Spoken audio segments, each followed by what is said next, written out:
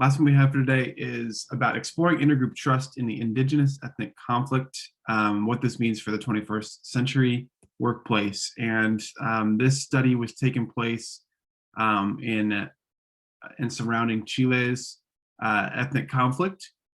And so within this paper, there's, let me see if I can describe this. There's a consistent divide in trust attitudes between members of indigenous groups and Chileans who identify as non-indigenous. And the Mapuche, which might be butchered, are the central indigenous group in Chile's ethnic conflict. And they've suffered land rights infringements, cultural suppression, and severe economic and social deprivation. And so with them kind of as a focus group as part of the study, the researchers had these following hypotheses, which were individuals should display more trust in those who share their ethnic identity than those who do not. Individuals should show more trust in those with whom they agree on inter-ethnic redistributive tax policy than in those with whom they disagree. The third is, to the extent that non-indigenous Chileans identify with the Mapuche, it may structure their preferences for pro-Mapuche redistribution and in turn condition trust in individuals who support or oppose such policies. And then for leftists, or on the other hand, rightists, will be more trusting of those who favor or oppose pro-Mapuche distributive policy, raising taxes to support Mapuche development. And so the methods here that were done to test these hypotheses were that these over 1,000 Chilean participants were selected for this online survey. And the focus of this methodology was really on behavioral games. And so the study employs this within participant experimental design. These participants were randomly assigned to play behavioral trust games. And how this worked was player 1 and player 2 were told that each is endowed with 5 caracol points, and that neither will learn exactly who the other is to ensure anonymity.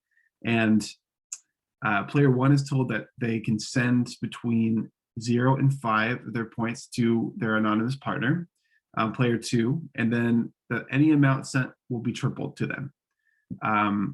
She is also told that player 2 will have the opportunity, but will not be required to return any portion of these points, the tripled allocation plus their endowment to player 1.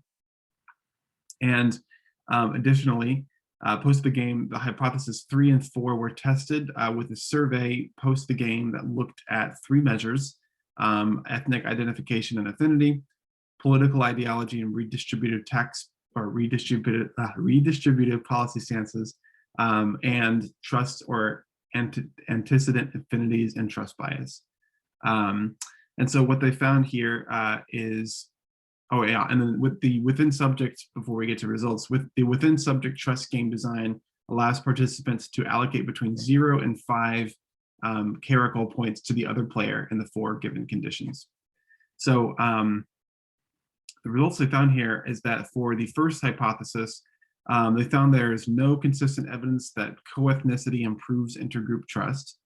For the second hypothesis, they concluded that those who share similar policy stances exhibit greater levels of trust than those who do not, which isn't all that surprising. And for hypothesis 3, the more non-indigenous Chileans identify with the Mapuche, the stronger the impact of shared stances on pro-Mapuche redistribution policy on intergroup trust there is. And so in line with the final hypothesis on the role of political ideology, leftists were more trusting of supporters of the policy than non-supporters, while rightists were much more trusting of non-supporters than supporters. And so what they found, or what Ana Priya took from this, is that the importance of building trust across lines, and how the study has this conclusion of how ethnicity isn't the only common factor for building trust, but so is mutual support for policies. And so at the workplace, it may be that certain employees prefer certain policies, and that is the reason for their getting along. What is good about this is it can cut across superficial factors of nationality, ethnicity, and makes the reason for bonding to be more professionally relevant. However, this can also lead to alienation and polarization of employees in case they disagree with the company policy or national policy, or even a team decision. So it's good to build like-minded teams and cohesiveness, but is not always possible. And so I found this study pretty interesting. I think a lot of the results make sense. It's interesting. It's kind of it feels like the focus of it is kind of a mix of both the two studies that we kind of just went through, with focus on trust, and then you see this kind of result on leftists versus rightists, but super interesting. Yeah, it is funny how that happened. But it's an interesting study. Yeah, I think that's really fascinating. And I can definitely say that I've seen that where, policy has split people. And even in my own workplace, I've seen that happen. If you have two very distinct stances on how to approach an issue or how to move forward with something that's going to impact the organization. So it definitely happens. I think this is a good example of what diversity actually means, because there's demographic diversity and there's non-demographic diversity, and this is really speaking to the fact that like shared viewpoints, shared values, shared policies can actually very easily trump like shared social groups, because social groups can be kind of social constructs, whereas ideology and value systems and that kind of thing, that's the kind of thing that kind of build. In my head, it's like the reason people trust people that look like them or like come from the same place as them is because they assume that they have similar values and beliefs. But the minute they find out they have different values and beliefs, or the minute they find out someone from another group or someone else from another race or ethnicity has the same values and beliefs, the belief system and the value system trumps the shared or the distinct ethnicity or race. Yeah. I definitely agree with that. And that comes to say too, in the sense of diversity, inclusion, in the sense of if you have varying beliefs, I mean, you're probably not as likely to necessarily like bond with those people who are different, but it's, accepting that they may be different from you. And then how do you work together to solve, different issues or mindsets on those kinds of things, without, creating more conflict? Like, how do you accept them and include people who are different?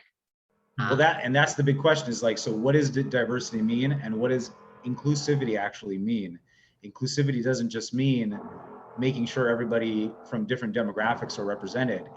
It should, in my estimation, if you're truly inclusive, also mean making sure that people from different viewpoints are also represented, different value systems are also represented. Viewpoint diversity is often overlooked for demographic diversity. Yeah, but it's equally important. I think it's an equally important factor of all of that.